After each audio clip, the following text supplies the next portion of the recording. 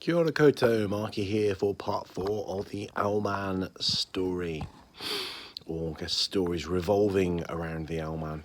So the reason I'm doing all these in short episodes is I can only upload short videos to YouTube, so that's why. So I will put them all on a playlist so that you can just watch one after the other. Should be a lot easier, so you don't have to search for them.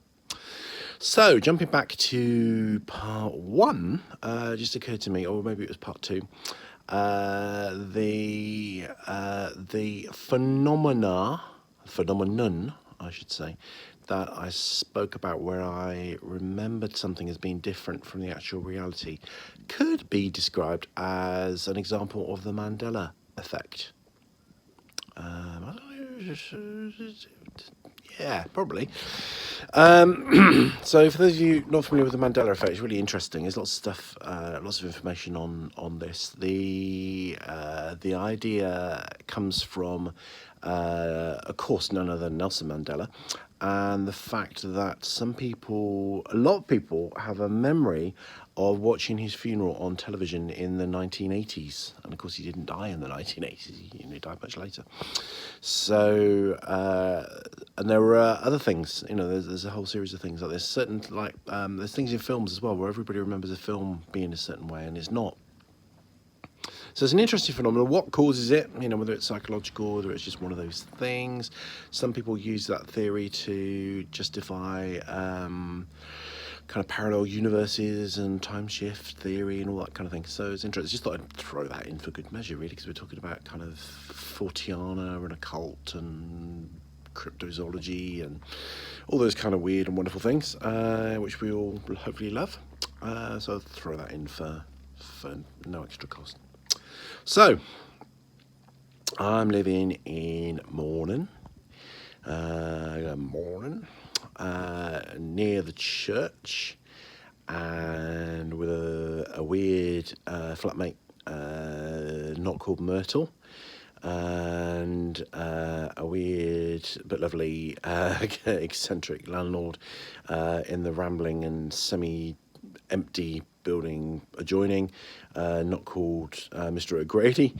And we left the story last time as I was having this conversation with Myrtle's boyfriend Bryn, and we kind of started to establish some trust. He was being less cagey with me and I was being less cagey with him, and we both kind of come out that we liked things of interesting things of occult, magical, spiritual, esoteric nature. So we started to talk about that, and one of the things that I mentioned was that I was starting up something called a Bardic Chair of Exeter.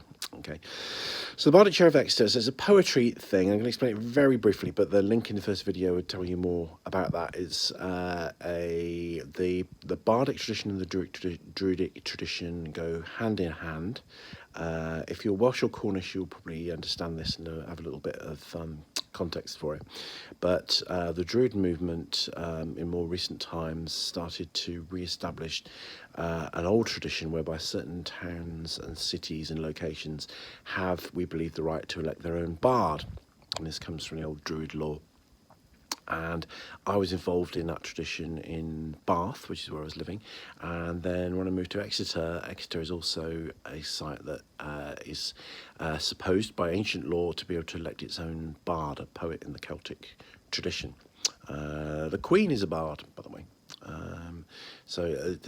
Just look at that other video on the Bardic Chair. But it's really interesting, but it's kind of has been re-established by mainly people of a pagan interest or pagan persuasion, although it's kind of non-religious, non-denominational and secular. So there you go, that's confusing, isn't it? You do need to watch that video. But it's something that somebody that's interested in the esoteric, and particularly Bryn was interested in things Cornish, so the Cornish Gorseth, which is the Cornish gathering of bards, all part of the same tradition. Okay, cut a long story short, so I was telling him that I was trying to re-establish this, and for some reason I also went a little bit further, and I went on to tell him that we'd recently been joined by a very strange man who I couldn't really quite make head nor tail of. And this man, I will give his name for two reasons. A, it was a false name, I later found out, and B, this guy is now brown bread. dead, for those of you not familiar with the ancient and magical lore of Cockney rhyming slang. He's deceased. So I was trying to get people interested in this. I've just moved to Exeter, or just moved to Devon at the time, from Bath, and I was trying to get people interested in this bardic chair tradition, and I didn't know anyone. I didn't have like a network of people to work on this with. So I was putting adverts out and kind of approaching people from pagan groups and druid groups and different things, just looking for people. And I was contacted by somebody that said that they were very interested, and it was a guy who described himself as Brian Bourne. Brian Bourne, that's how he spoke. Brian Bourne. And he just talked to me. Hello, Markie, this is Brian Bourne here. And he sounded kind of quite strange, but being kind of open. I don't want to discriminate against anyone that wants to be involved. So Brian Bourne, who initially spoke to on the phone and then later met with some other people, said that he was into occult magic and things like that, paganism, and was interested in the bardic chair and taking part. So he came along to me. He's a funny looking guy. I've not met anyone. Lots of people have missing teeth, but you seem to have all of the teeth on this side, the top side of his mouth, on one side missing, and all of the teeth on the bottom side of his mouth missing. So, which is kind of really odd. So how he ate, I don't know, because there's nothing to push against his teeth. Hence his kind of, strange kind of voice on the phone. And he was kind of, he was just odd, really. We chatted about the price of cheese as well as things to do with the bardic chair.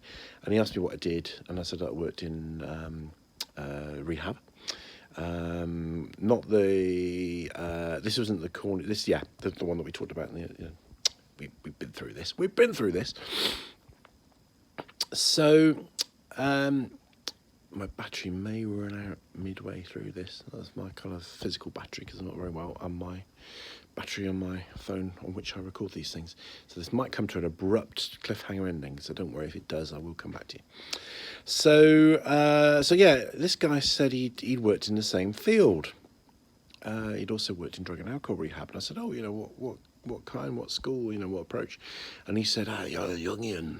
And I thought that was really odd, because you don't tell me if you've come across this, but in all my years of drug and alcohol work, I've never worked in a centre that describes itself as Jungian. You might have individuals there that kind of are influenced by Jung, but you wouldn't really have a Jungian model drug and alcohol centre, even though Jung was one of the key inspirers of the 12-step and the Alcoholics Anonymous tradition, which is another story for another video. And it is another video. Look at my video on 12-step groups. It talks about that. So anyway, I thought this was odd. This was strange. So I just happened to mention this to Bryn, and he said, what's his name? And he said, that rings a bell. I think I know this guy. And I think that this guy is somebody that's got a reputation among the pagan world for joining different groups and using that as an opportunity to find victims. And he's actually a sex offender. Okay. So what are the chances of having this conversation and this coming out? Okay. And it was interesting that I went on to talk about this one guy, because I could have just left the conversation there. There's so many different avenues that I could have gone off, in conversation with Bryn. So anyway, he mentions a couple of other people, quite well-respected people in the pagan community, some of whom I knew and some of whom I didn't, that knew a little bit about this, and I verified it, got in touch with them, and apparently this guy had been famously banished from the Pagan Federation meeting. And interestingly, I also spoke to people, other people who also were there during this period, and they said, it was terrible. I went to the Pagan Federation meeting and they excluded this little old man. They threw him out. I found out that this was this Brian Bourne, not his real name, and he'd become well known at this point. And what he would do is he was very into cursing people and very into stealing things from people's altars, which he would then use to do magic against them. And he actually had form. You can actually Google him. I think somebody actually sent me a cutting. He actually had a prison sentence for sex offences. Now, the bizarre thing was around about the same time there was somebody else from Cornwall that had been in touch and was interested in the Bardic chair tradition, and they were about to, it was a woman, and they were about to meet him. And, you know, I did warn this person, but they still seem to want to meet him. I mean, he's a very, very dangerous guy. So Brian Bourne was not his real name. Apparently he would use names of famous witches. I'm not sure who Brian was. I think he used somebody, Painter, Robin Painter, I think, was another one of his pseudonyms. So, I mean, I verified this really thoroughly. You know, I didn't take this lightly at all, but I thought I'm not having somebody use a group that I'm setting up to groom victims for abuse. You know, that's really not okay. You know, no way that I would allow that to happen. So I phoned him up and said, look, you know, I'm afraid you're not kind of welcome anymore. To which he replied, which I thought was quite a funny reply, being a kind of fan of Ali G. He said, is it because I'm a witch? Which is like, is it because I is black? And he ended the phone call by saying, you'll have no luck in the future, and then put the phone down. So cursed me, apparently.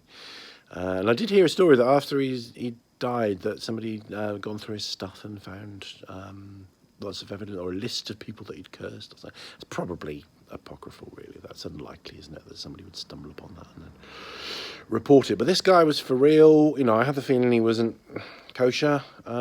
He wasn't, but I only found out by this, you know, chance conversation. This is the first time I ever met Bryn. This is in the first half hour of meeting someone and making this connection. So that's pretty kind of weird, isn't it? So more about OwlMan related things are coming up in the next episode. Battery's probably about to fail, so I will say Rangimarie for now and leave you with the end of that spooky but kind of very lucky story, because nobody was harmed.